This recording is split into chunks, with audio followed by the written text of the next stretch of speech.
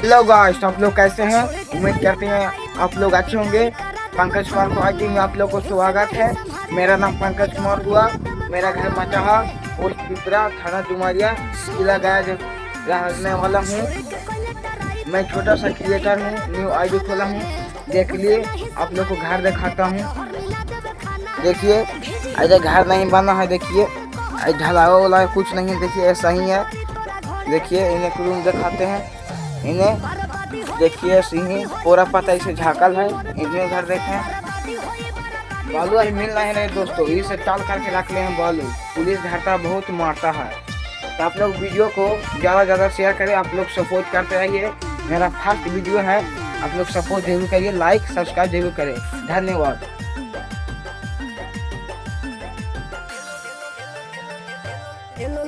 गोड़ो दबाइब सेवा करब दिन राति रे, एने ओने मुँह मरब जदि तो कूद के तुरब छाती रे। तेलो लगाइब गोड़ो दबाइब सेवा करब दिन राति रे, एने ओने मुँह मरब जदि तो कूद के तुरब छाती रे।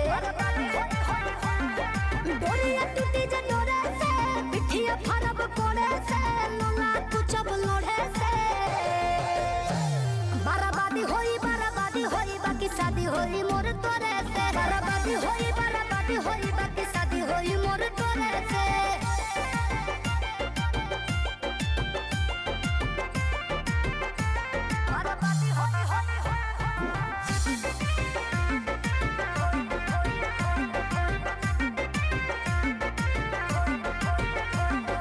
निमन खातिर निमन होई, बाउर खातिर बाउर रे।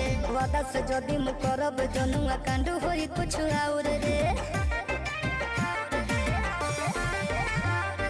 निमन खातिर निमन होई, बाउर खातिर बाउर रे। वादा से जदि मु करब जनुआ कांड होई कुछ और रे। जोड़ी जदि छड़ी जोड़े से, पीछे न हटब खड़े से, खत्म कर देब सरे से।